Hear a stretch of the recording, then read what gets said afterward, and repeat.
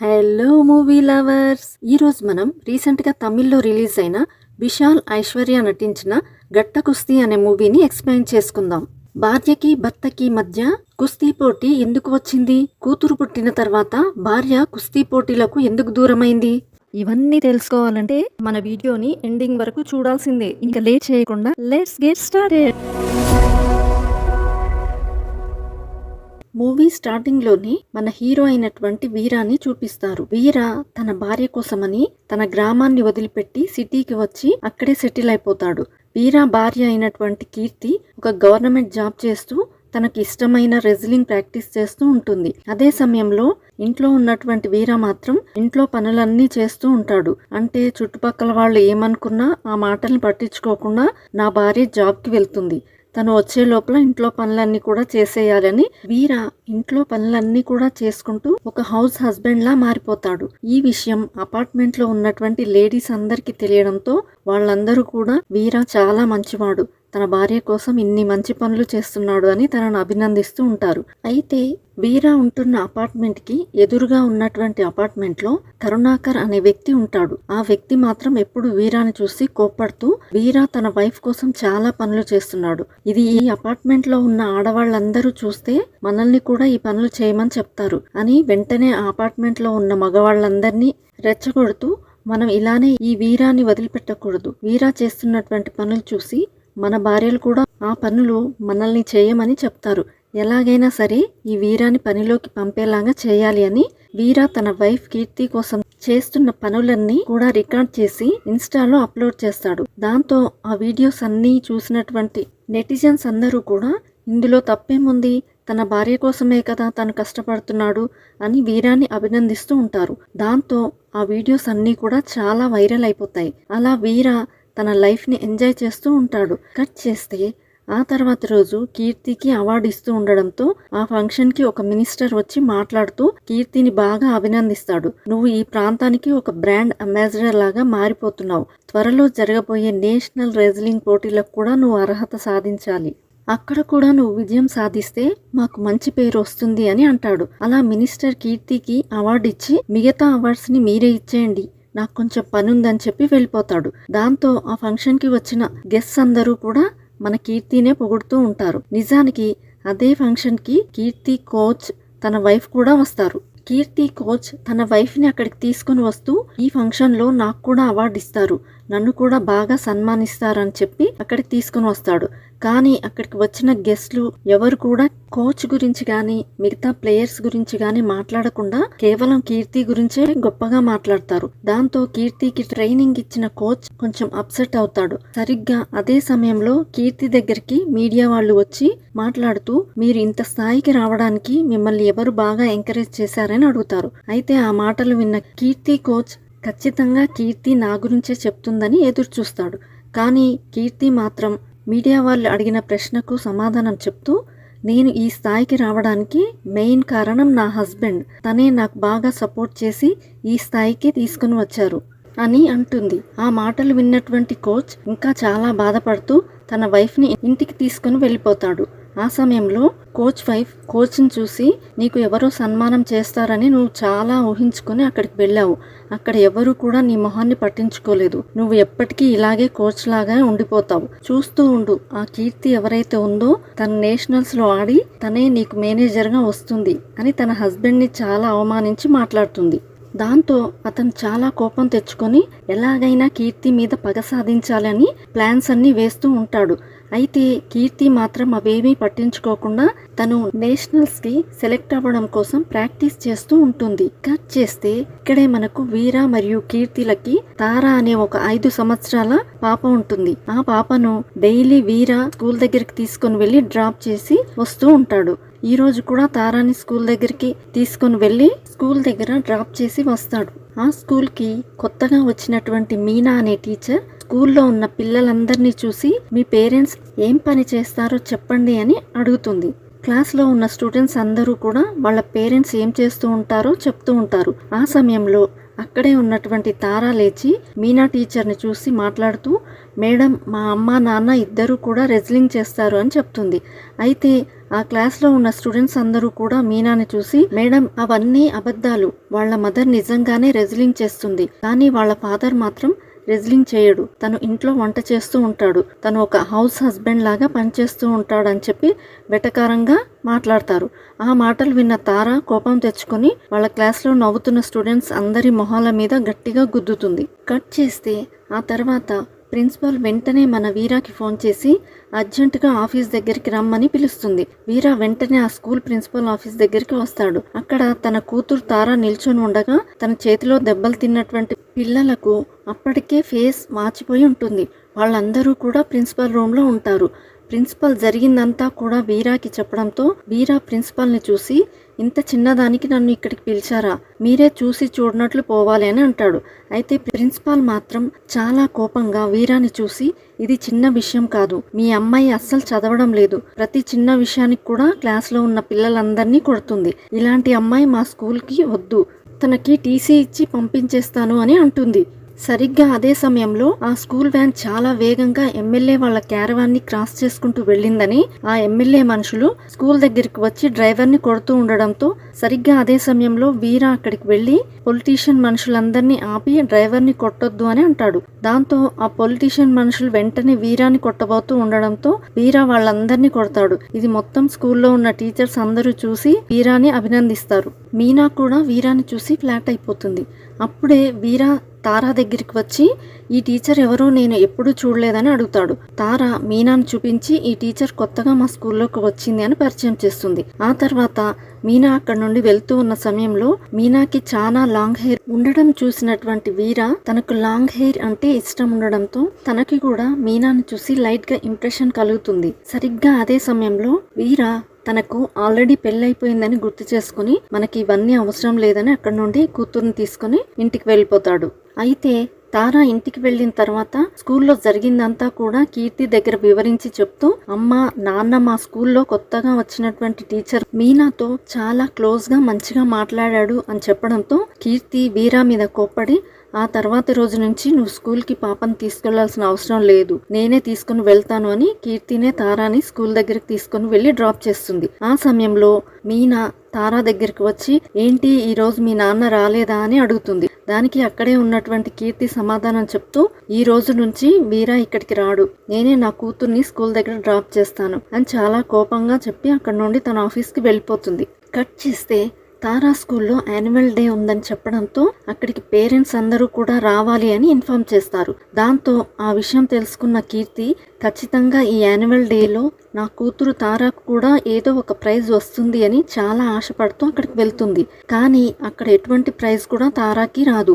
దాంతో కీర్తి, నేను ఒక స్పోర్ట్ పర్సన్ని కదా, నా కూతురు ఎందుకు ఎటువంటి స్పోర్ట్స్లో కూడా పార్టిసిపేట్ చేయలేదు అని చాలా బాధపడుతూ ఉంటుంది. సరిగ్గా అదే సమయంలో తారా స్టేజ్ మీదకి వచ్చి ఒక పాటకి మంచి డాన్స్ చేస్తుంది. అందరూ కూడా తనని అభినందిస్తారు. అదే సమయంలో స్కూల్ టీచర్ కూడా కీర్తి దగ్గరికి వచ్చి, మీ అమ్మాయి సరిగ్గా చదవదు కానీ డాన్స్ మాత్రం బాగా చేస్తుంది అని అభినందించి అక్కడ నుండి వెళ్ళిపోతుంది. ఆ మాటలు విన్నటువంటి కీర్తి, నేను ఒక స్పోర్ట్ పర్సన్ లాగా ఉన్నాను, నా కూతురు కూడా ఒక స్పోర్ట్ పర్సన్ లాగానే ఉండాలి, అప్పుడే జీవితం ఒక కంట్రోల్లో ఉంటుంది అని వెంటనే ఇంటికి వెళ్ళి తన హస్బెండ్ వీరాని చూసి తిడుతూ, నీ గారాబం వల్లనే మన పాప చాలా చెడిపోతుంది, రేపటి నుంచి పాప బాధ్యత నేను చూసుకుంటాను, నువ్వు పాప విషయంలో మాత్రం ఇన్వాల్వ్ అవ్వకు అని ఆ తర్వాతి రోజు మార్నింగ్ తారాని 6 గంటలకే నిద్రలేపి కీర్తికి చిన్నతనంలో కుస్తీలు నేర్పించినటువంటి తన బాబాయ్ మురుగేష్ని పిలిపించి, బాబాయ్ మీరు నాకు చిన్నతనంలో ఏ విధంగా అయితే ట్రైనింగ్ ఇచ్చారో అదే విధంగా నా కూతురుకు కూడా ఇవ్వండి అని అంటుంది. అంటే కీర్తి అప్పటి నుంచి కూడా ఒక స్ట్రిక్ట్ మమ్మీ లాగా తయారవుతుంది. అప్పటి నుంచి ప్రతిరోజు మార్నింగ్ ఉదయం 6 గంటలకల్లా తనని నిద్రలేపి తారాకి కుస్తీలో ట్రైనింగ్ ఇస్తూ ఉండడంతో తను వెంటనే తన ఫాదర్ అయినటువంటి వీరా దగ్గరికి వచ్చి చాలా బాధపడుతూ, నాన్న నాకు రోజు కుస్తీలు ప్రాక్టీస్ చేయిస్తున్నారు, నాకు చాలా కాళ్ళు నొప్పులుగా ఉన్నాయి అని అంటుంది. ఆ మాటలు విన్న వీరా వెంటనే కీర్తి దగ్గరికి వెళ్ళి, ఎందుకు ఇంత చిన్న వయసులో తన కుస్తీలో ట్రైనింగ్ ఇప్పించడం, తనకి ఇంకా 5 సంవత్సరాలే కదా, కొంచెం పెద్దయిన తర్వాత తర్వాత ట్రైనింగ్ ఏదో ఇప్పించవచ్చు కదా అని అంటాడు. ఆ మాటలు విన్న కీర్తి చాలా కోపంగా వీరాని చూసి, నీకు నేను ముందే చెప్పాను తారా నీ పెంచే విషయంలో నువ్వు మాత్రం ఇన్వాల్వ్ అవ్వొద్దని, నీ గారాబంతోనే పాప ఈ విధంగా తయారైంది అని వీరాని తిడుతుంది. దాంతో అప్పటి నుంచి కూడా వీర మరియు కీర్తిల మధ్య మాటి మాటికి గొడవలు అవుతూ ఉంటాయి. వీర మాత్రం కీర్తి తనని ఎంత తిట్టినా సరే నా పెళ్ళామే కదా అన్నట్లుగా సర్దుకొని పోతూ ఉంటాడు. ఆ తర్వాత ఒకరోజు వీర ఎందుకు కీర్తి ప్రతి చిన్న విషయానికి కూడా నా మీద పిల్ల మీద చాలా కోప్పడుతుంది అని ఆలోచిస్తూ ఉంటాడు. సరిగ్గా అదే సమయంలో కీర్తి కోచ్ వీరా దగ్గరికి వచ్చి మాట్లాడుతూ, నీ వైఫ్ కోపడుతుంది కదా, ఇక్కడికి వచ్చినప్పుడు కూడా సేమ్ అదే విధంగా ప్రవర్తిస్తుంది. నీ వైఫ్ కోపం తగ్గాలంటే నాకు తెలిసినటువంటి ఒక డాక్టర్ ఉన్నాడు, అతని దగ్గరికి వెళ్ళు అని చెప్పడంతో వీరా వెంటనే ఆ డాక్టర్ దగ్గరికి వెళ్ళగా డాక్టర్ కొన్ని మెడిసిన్స్ ఇస్తాడు. వీరా ఆ మెడిసిన్స్ ని తీసుకుని వచ్చి డైలీ కీర్తికి తెలియకుండా కీర్తి తింటున్నటువంటి ఆహారంలో వాటిని కలిపి ఇస్తూ ఉంటాడు. దాంతో ఆ మెడిసిన్ ని తీసుకుంటున్నటువంటి కీర్తి రోజు రోజుకి వీక్గా అయిపోతుంది. అయితే ఇదంతా కూడా కీర్తి మీద కోపంతో కీర్తి కోచ్ చేస్తున్నాడు అన్న విషయం వీరాకి మాత్రం తెలియదు.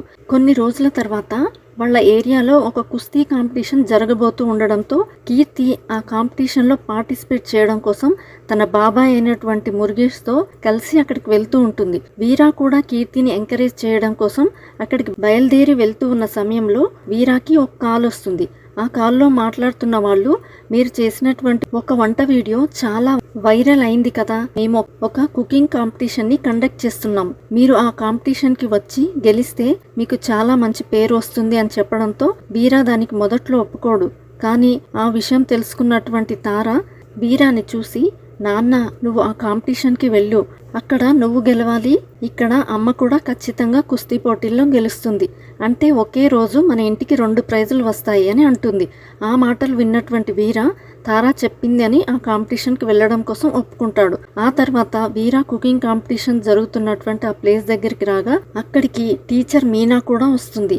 మీనా వీరాని చూసి, నేను మీకు అసిస్టెంట్గా వస్తాను అని చెప్పి తనతో పాటు అక్కడికి వెళ్తుంది. ఆ కుకింగ్ కాంపిటీషన్ కూడా లైవ్ టెలికాస్ట్ జరుగుతూ ఉండగా మరో పక్క కుస్తీ పోటీలు కూడా స్టార్ట్ అవుతాయి. అక్కడ కీర్తి మొదట్లో చాలా బాగా ఆడుతుంది, కానీ ఆ తర్వాత నెమ్మదిగా నీరసించిపోతూ ప్రతి రౌండ్లో కూడా ఓడిపోతూ ఫైనల్ రౌండ్లో కూడా ఓడిపోతుంది. దాంతో కీర్తి నేను ఎందుకు ఓడిపోయానని బాధపడుతూ ఉంటుంది. అయితే ఆ కుస్తీ పోటీలకి వచ్చిన వాళ్ళందరికీ కూడా డోప్ టెస్ట్ చేస్తారు. ఆ టెస్ట్లో కీర్తికి పాజిటివ్ వస్తుంది. దాంతో కీర్తి ఒక ప్లేస్లో కూర్చొని చాలా బాధపడుతూ ఉంటుంది.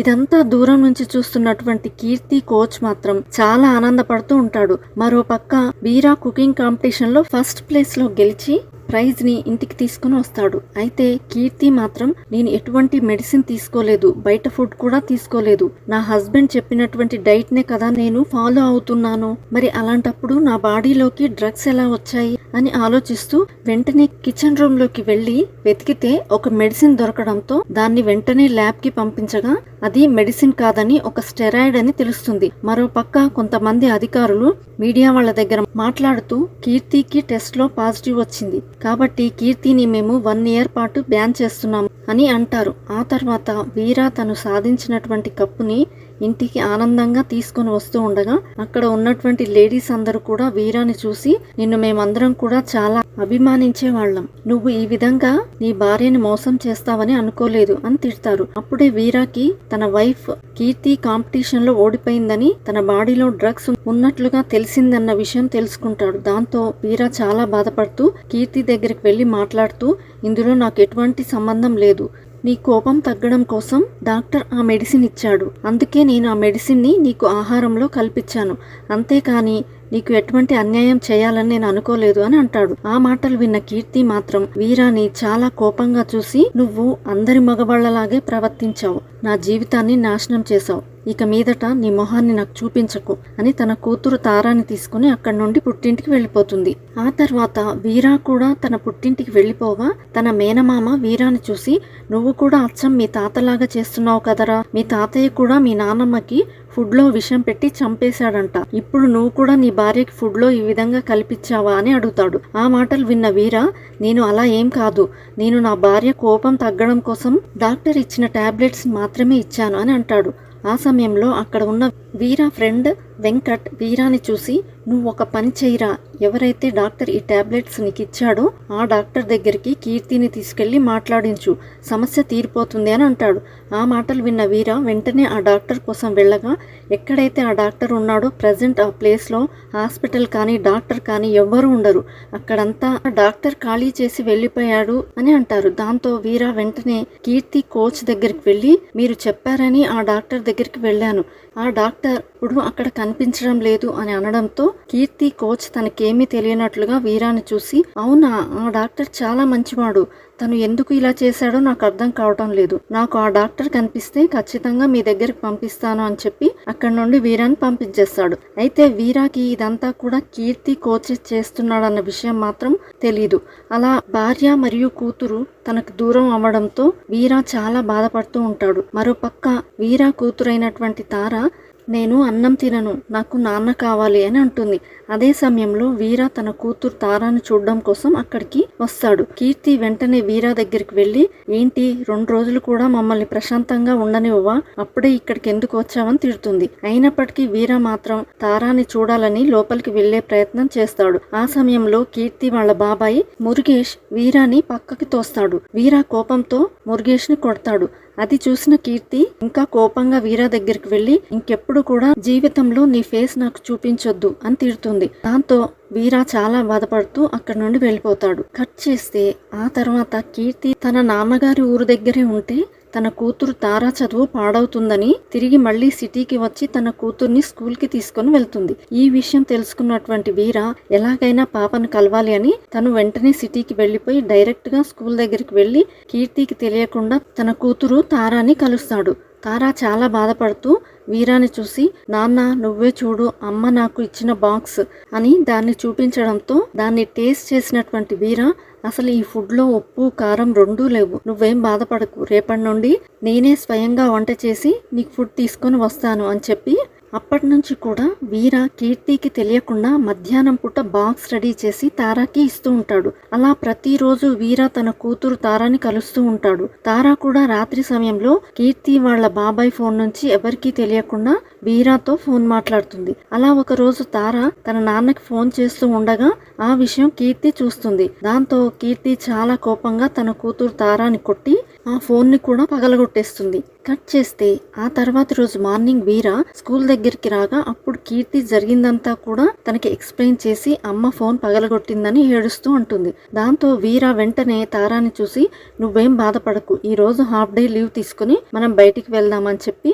ఆ రోజు ఆఫ్టర్నూన్ తన కూతుర్ని బయటకు తీసుకొని వెళ్తాడు. అలా వీర మరియు తారా ఇద్దరు కూడా బయట తిరుగుతూ ఐస్ క్రీమ్ ని తిని బాగా ఎంజాయ్ చేస్తూ ఉంటారు. మరో పక్క ఆఫీస్ కి వెళ్లిన కీర్తి ఈ రోజు అనవసరంగా నా కూతుర్ని కొట్టాను అని చాలా బాధపడుతూ వెంటనే తన కూతుర్ని చూడాలని స్కూల్ దగ్గరికి వస్తుంది. కానీ స్కూల్లో తన కూతురు లేదు అని తెలుసుకుని కీర్తి ఆ స్కూల్ మేనేజ్మెంట్ తో గొడవ పడుతుంది. సరిగ్గా అదే సమయంలో వీర మరియు తారా ఇద్దరు కూడా ఐస్ క్రీమ్ తింటూ చాలా సరదాగా స్కూల్ దగ్గరికి వస్తారు. అది చూసిన కీర్తి చాలా కోపంగా తన కూతురు దగ్గరికి వెళ్లి చెంపదెబ్బ కొడుతుంది.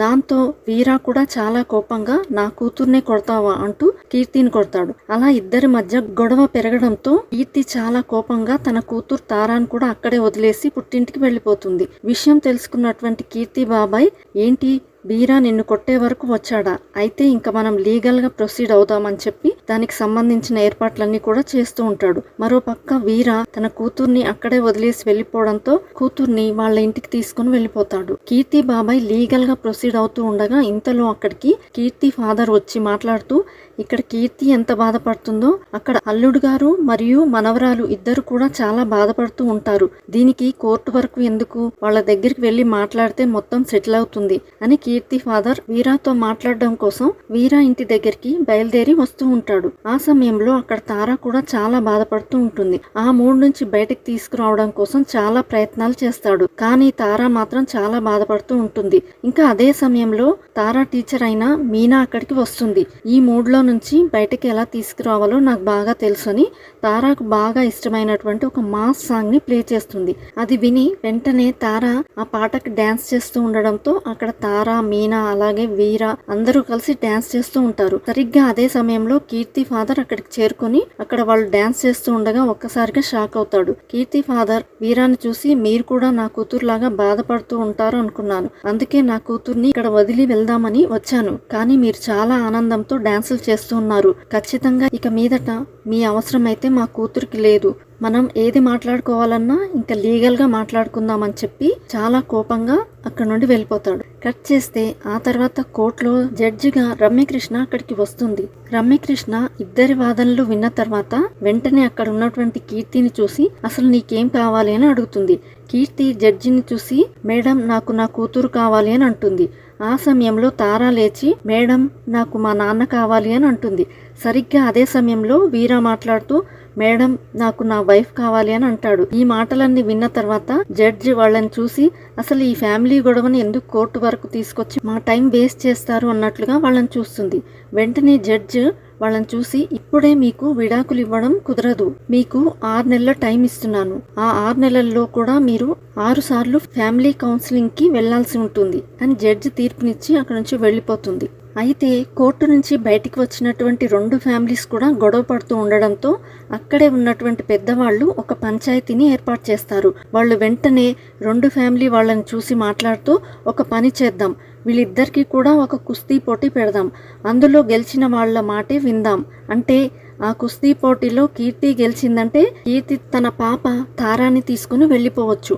ఒకవేళ కుస్తీ పోటీలో వీరా గెలిచాడంటే కీర్తి మరియు తన పాప తార ఇద్దరు కూడా వీరా చెప్పినట్లుగా వినాలి, తనతో పాటు వెళ్ళిపోవాలని చెప్పడంతో దానికి కీర్తి ఒప్పుకుంటుంది. ఇక్కడ భార్యాభర్తలు కుస్తీలు చేయబోతున్నారు అన్న విషయం ఊర్లో వాళ్ళందరికీ తెలియడంతో వాళ్ళందరూ కూడా టికెట్లు కొనుక్కొని మరీ ఆ కుస్తీ పోటీని చూడడం కోసం వస్తారు. తర్వాత కుస్తీ పోటీ మొదలవుతుంది. కుస్తీ పోటీలో కీర్తి వీరాని ఓడిస్తూ వరుస రౌండ్లలో 19 పాయింట్లు తెచ్చుకుంటుంది. అయినప్పటికీ వీరా మాత్రం కొంచెం బాధపడుతూ తన కూతురు ఏం ఫీల్ అవుతుందో అని తన కూతుర్ని చూడగా తన కూతురు మాత్రం నా నాన్న గెలవాలి, ఫ్యామిలీ మొత్తం కలిసి ఉండాలి అని దేవుణ్ణి ప్రార్థిస్తూ ఉంటుంది. అది చూసినటువంటి వీర ఎలాగైనా కీర్తి మీద గెలవాలని కీర్తిని ఎక్కడ టచ్ చేస్తే తన కాన్సన్ట్రేషన్ దెబ్బతింటుందో ఆ ప్లేస్ లో టచ్ చేస్తూ తనని ఓడించడం మొదలు పెడతాడు. అది గమనించిన కీర్తి వెంటనే ఆ వీరాని చూసి నువ్వు మంచిగా గేమ్ ఆడు, ఇలా ఎక్కడ పడితే అక్కడ టచ్ చేసి గెలవడం కాదు అని అంటుంది. వీరా మాత్రం కీర్తిని చూసి నాకు ఇప్పుడు గెలుపు ముఖ్యం, మన ఫ్యామిలీ కలిసి ఉండాలి, అందుకోసం నేను ఎలాగైనా ఆడతాను అని పాయింట్లు సంపాదిస్తూ ఉంటాడు.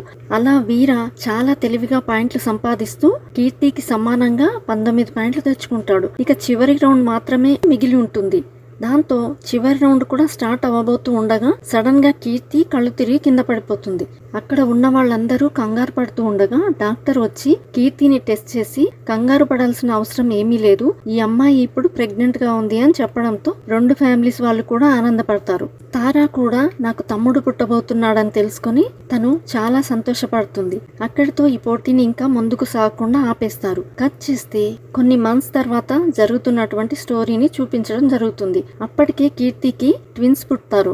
దాంతో వీరా కీర్తిని చూడ్డానికి వెళ్ళగా అక్కడే ఒక విషయం రివీల్ అవుతుంది. నిజానికి కీర్తికి ఇదంతా కూడా తన కోచ్ చేశాడన్న విషయం తెలిసిపోతుంది. ఇందులో నా హస్బెండ్ వీరాది ఎటువంటి తప్పు లేదు, చేసిందంతా కోచే చేశాడు, నా హస్బెండ్ నన్ను చాలా అర్థం చేసుకునేవాడు, అలాంటి అర్థం చేసుకునే భర్త దొరకడం నా అదృష్టం అని అంటుంది. అప్పుడు వీర వెంటనే కీర్తిని చూసి ఇప్పుడు నీకు 3 పిల్లలున్నా సరే నేను మాత్రం నిన్ను నెక్స్ట్ ఇయర్ కుస్తీ పోటీల్లో పాల్గొనేలాగా చేస్తాను అని అంటాడు. కట్ చేస్తే 1 ఇయర్ తర్వాత నేషనల్ లెవెల్ కు పోటీలు జరుగుతూ ఉంటాయి. వాటిలో కీర్తి కూడా పార్టిసిపేట్ చేస్తూ ఉండడంతో వీర తన 3 పిల్లల్ని కూడా తీసుకుని తన వైఫ్ ఆడుతున్నటువంటి కుస్తీని చూడడం కోసం అక్కడికి బయలుదేరతాడు. ఇదంతా చూసినటువంటి కీర్తి కూడా చాలా గర్వపడుతూ ఆనందంగా ఉంటుంది. ఇక్కడితో మూవీ ఎండ్ అవుతుంది. ఈ వీడియో మీకు నచ్చినట్లయితే లైక్ అండ్ షేర్ చేసి ఇంకా మీరు ఏ మూవీ అండ్ వెబ్ సిరీస్ వినాలి అని అనుకుంటున్నారో కామెంట్ చేయండి. ఇలాంటి మరిన్ని వీడియోస్ కోసం మన ఛానల్ ని సబ్స్క్రైబ్ చేయడం మర్చిపోకండి. Thanks for watching. See you all in the next video. Bye.